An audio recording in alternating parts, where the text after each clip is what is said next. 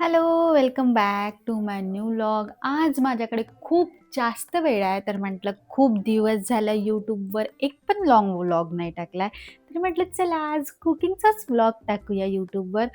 आज मी बनवत आहे माझ्या हाताने स्पेशल अशी मुंगण्याच्या शेंगाची भाजी. ती भाजी मला नाही चालत, पण बाकी घरच्यांना चालते आणि मला अतिशय जास्त आवडते. म्हणून म्हटलं चला बनवूया मुंगण्याच्या शेंगाची भाजी. हा लाँग व्लॉग आहे. तर थोडंसं प्रेम माझ्याप्रती राहू द्या, म्हणजे मला अजून व्लॉग करायला इंटरेस्ट वाटेल. आणि नवीन असेल ना तर चॅनलला सबस्क्राईब करून घ्या लवकरात लवकर. तर चला बघूया कशी बनवायची मुंगण्याच्या शेंगाची भाजी.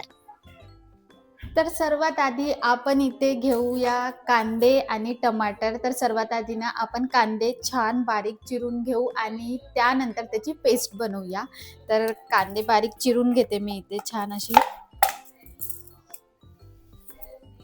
जर तुम्हाला पण अशी झटपट मुंगण्याच्या शेंगाची भाजी बनवायची असेल ना, तर माझी रेसिपी ट्राय करा. खूप जास्त इझी आहे आणि काहीच तुम्हाला त्रास होणार नाही या रेसिपीचा.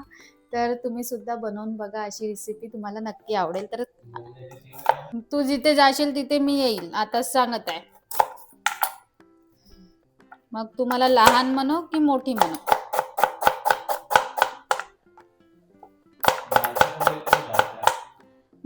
मला पण पाहिजे दाल. तुम्ही तुम्ही बघू शकता मी छान असे बारीक बारीक कांदे चिरून घेतले आहे. थोडे जाड पण चिरले तरी चालेल, कारण आपल्याला हे बारीकच करायचे आहे. मी ते मिक्सरच्या पॉटमध्ये टाकून घेते. कांदे आणि टमाटर दोन्ही पण आपण एकत्रच मिक्सरच्या पॉटमध्ये बारीक करू शकतो, काही प्रॉब्लेम नाही आहे. मी दोन्ही पण एकाच वेळेस करताय बारीक. आणि त्यामध्ये ना थोडं आपण जिरं टाकूया, कारण जिऱ्याने खूप छान भाजी वाटते. म्हणून मी थोडं याच्यात जिरं टाकते, म्हणजे ते पण छान बारीक होऊन जाते. आणि जर तुमच्याकडे कोथिंबीर असेल ना छान जास्त वाजता, तर तुम्ही कोथिंबीर सुद्धा टाकू शकता. खूप मस्त वाटते कोथिंबीर. तर आता आपण याला बारीक करून घेऊ. सर्वात आधी तर मी ॲप्रॉन वेअर करून घेते, कारण ॲप्रॉन नाही घातले तर पूर्ण कपडे माझे खराब होऊन जाईल. कारण होते का ज्यावेळेस मी पोळ्या करते ना, त्यावेळेस माझ्या कपड्यांना पूर्ण पीठ लागते. म्हणून मी ॲप्रॉन नेहमी यूज करते जेव्हा मी पोळ्या करते तेव्हाच. पण आता सर्वात आधी आपण बारीक करून घेऊया मिक्सरमध्ये जे कांदा आणि टमाटर. खूप छान असा पेस्ट आपला रेडी झाला आहे कांदा आणि टमाटरचा. मी एकत्रच करते, कोणी कोणी वेगळं वेगळं बारीक करू शकता, पण मला असं वाटतं की डबल डबल काय करायचं, एकत्र होत आहे. तर म्हणून हा पेस्ट रेडी झाला आहे. जे मेन काम असते ना मुंगण्याच्या शेंगा, ते कापायचं, त्याचं पूर्ण वाल कापायचे, ते माझ्याच्याने अजिबात होत नाही. ते माझी सासूबाईच करते. तर चला मी तुम्हाला दाखवते. बघू शकता आई किती छान मुंगण्याच्या शेंगाचे वाल काढत आहे. बघू शकता माझ्याकडून तर ह्या अजिबात होत नाही अशा कापणं. त्यांनी छान मुंगण्याच्या शेंगा कापल्या आणि त्यानंतर त्या पीठ पण मळणार आहे. छान आहे एकंदर माझ्या सासूबाई, मस्त त्या आमची हेल्प करतात स्वयंपाकात वगैरे. झालं असं की आई म्हणताय की फक्त टमाटर आणि कांद्याच्या पेस्टने रस्सा छान होणार नाही, तर थोडं खोबरं टाकूया त्यामध्ये. तर मी थोडं खोबरं घेतलं इथे. थोडी दालिया पण टाकून देते त्यामध्ये मी आता, आणि थोडी तीळ टाकते. भाजलं नाही आहे, काही होत नाही. भाजेल आता, वेळ लागेल आणि उशीर झाला आणि स्वयंपाक करायचा आहे. थोडं मी खोबरं इथे बारीक बारीक चिरून घेते आणि त्यानंतर थोडी दालिया पण टाकूया त्यामध्ये. तर हे बघू शकता थोडे दालिया घेतल्या मी यामध्ये टाकत आहे. नंतर हे खोबरं मी बारीक करून घेतलं आहे, हे टाकत आहे. आणि त्यानंतर ना आता यामध्ये आपण टाकूया थोडी तीळ. थोडीच टाकू, जास्त नाही. छान तिळाने एकदम छान होते हा भाजी. सुंदर अशी मस्त तीळ टाकली. आणि आता आपण याला एकदा अजून मिक्सरमधून बारीक करून घेऊया. मुंगण्याच्या शेंगा चिरून रेडी आहे. त्यानंतर जो मी नंतर सांगितला तुम्हाला मसाला, तो सुद्धा बनवून रेडी आहे. बघू शकता तुम्ही किती छान येत आहे ना, म्हणजे याचा जो कलर आहे तो बघा किती छान वाटत आहे. तर चला आता भाजी बनवून घेऊया. गॅस सर्वात आधी गॅसवर मी पॅन ठेवला आहे आणि गॅस लावून घेतली आहे. आणि आता आपण यामध्ये टाकूया मस्त छान तेल. तुम्ही जे तेल यूज करत असाल ते टाका. तेलाला थोडं गरम होऊ द्यायचं, आणि जर तुम्हाला समजत नसेल ना की तेल कसं गरम झालं, तर असा हात ठेवून बघायचा, तर कळून जाईल. त्यामध्ये थोडं मोहरी आणि थोडं जिरं टाकूया. ठीक आहे. मोहरी आणि मोहरी माहित नाही काय म्हणते, तुम्ही समजून घ्या जे पण काय असेल ते. त्यानंतर आता आपण टाकूया यामध्ये छान आलं लसणचा पेस्ट. हा जो आहे आलं लसणचा पेस्ट, हा मी आधीच बनवून ठेवला होता. तोच पेस्ट आपण आता इथे टाकत आहे. आता मी पेस्ट नुकताच नाही बनवला.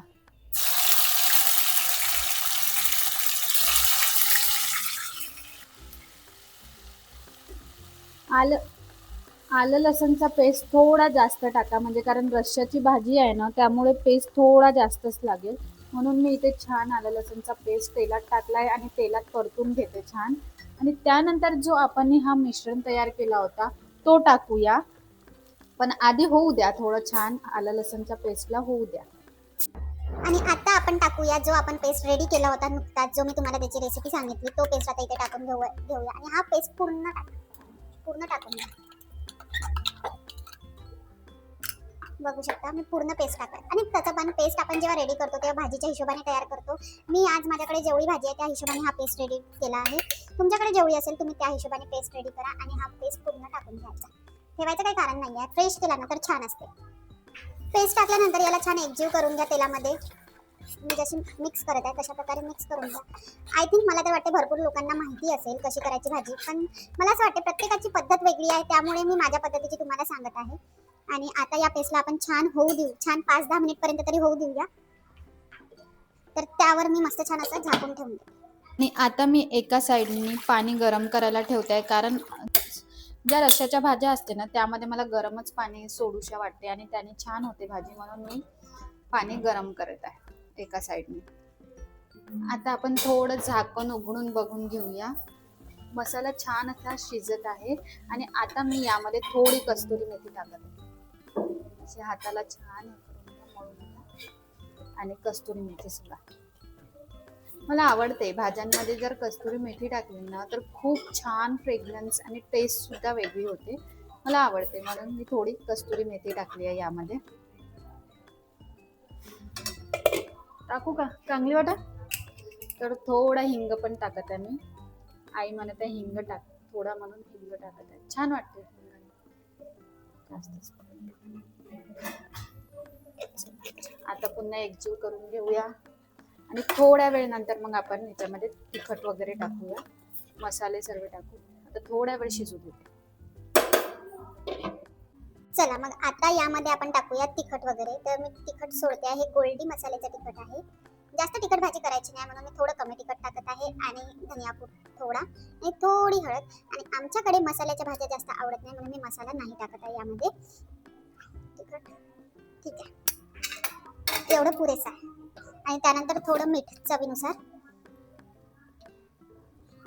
मी मीठ टाकून दिलाय. आणि आता मस्त छान याला एकजीव करायचं. किती मस्त भाजी आहे, मस्त. खोबऱ्यानी भाजी खूप जास्त टेस्टी होते आणि चांगलंच आहे. मला आईने आठवण दिलं की खोबरं टाक म्हणून मी यामध्ये मस्त छान टाकलं. मी खरंच बघा मसाला किती बढिया वाटत आहे. मसाल्याला छान तेल सुटलंय तुम्ही बघू शकता. आणि आता आपण यामध्ये शेंगा टाकून देऊया, म्हणजे ते तेलात थोडं शिजेल आणि मग त्यानंतर आपण पाणी सोडू. तर मी आता शेंगा टाकत आहे. याला तेलात थोडं होऊ द्या, म्हणजे छान होते हे शेंगा. कोणाकोणाला मुंगण्याच्या शेंगा आवडते हे मला कमेंटमध्ये नक्की सांगा. आणि कोणी कोणी नाही खाल्ल्या अजूनपर्यंत ते सुद्धा मला कमेंट करून सांगू शकता. शेंगाला छान एकजीव करून द्या. तर आता ना मी असा विचार करत आहे की भाजी तर शिजत आहे, तर तेव्हापर्यंत मी पोळ्या कंप्लीट करून टाकते आणि मग मी तुम्हाला छान फायनल प्लेटिंग दाखवेल. तसं तर मी भाजी शिजवताना दाखवेलच की कशा प्रकारे शिजली आहे ती, पण फायनल प्लेटिंग पण सुद्धा दाखवेल आणि चाखून सुद्धा मी बघणार आहे. मी पोळ्या कंप्लीट करते, त्यानंतर आपण वळूया भाजीकडे. चला तर मग आपण ना यामध्ये छान पाणी टाकून घेऊया, म्हणजे जे गरम केलेलं पाणी आहे ना ते सोडूया आपण यामध्ये भाजीमध्ये छान. आता मी जे पाणी गरम केलं होतं ना तेच सोडते आहे. ते जेवढं लागते तेवढं पाणी सोडायचं. आणि हे मिक्सरच्या पॉटमध्ये सुद्धा मी पाणी सोडून टाकते. आता याला ना मस्त पाणी सोडल्यानंतर छान मध्य आचेवर छान शिजू द्यायचं. आणि खूप छान शिजते ही. आणि शिजल्यानंतर आपण याचं बघूया की ही कशा पद्धतीने होते आहे ते. ठीक आहे, चला तर मग. तुम्ही बघू शकता छान मस्त अशी भाजी शिजली आहे आणि पोळ्या सुद्धा झाल्या आहे माझ्या. आता बस प्लेटिंगची वेळ आहे. आपण आता मस्त छान प्लेटिंग करूया आणि मग चाखून बघूया की कशी झाली आहे. एकदम सिंपल केली आहे, तुम्ही ट्राय करा नक्की घरी, तुम्हाला सुद्धा आवडेलच. कडे चला मग वळूया आपण प्लेटिंगकडे. भाजी छान अशी झाली आहे, पण आता याच्यामध्ये आपण आधी कोथिंबीर टाकून घेऊया. मी मस्त भाजीचा कलर किती मस्त वाटत आहे बघू शकता तुम्ही. आता मी प्लेटिंग करत आहे, मस्त छान भाजी वाढत आहे.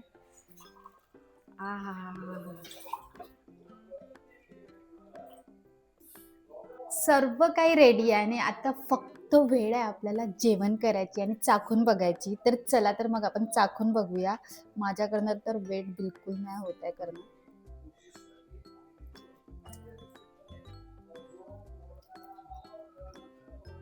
एकदम भारी झाली आहे भाजी. खूपच मस्त आणि अप्रतिम झाली आहे. आता एक ही शेंगसुद्धा आपण चाखून बघूया. मला ही भाजी चालत नाही खाल्लेली, पण तरी मी खाते आहे कारण मला खूप जास्त आवडते आणि मी इतक्या ह्यानी बनवली आहे, तर मी तर खाईलच ना. क्रेप्स आणि एकदम सोपी रेसिपी आहे. तुम्हाला जर बनवायची असेल ना, तर अशा पद्धतीने बनवून बघा. नक्की तुम्हाला आवडेल मला असं वाटते. आता मी जेवण करते, तुम्ही सुद्धा करा आणि जर तुम्ही चॅनलवर पहिल्यांदा व्हिजिट करत असेल ना, तर चॅनलला सबस्क्राईब करायला अजिबात विसरू नका.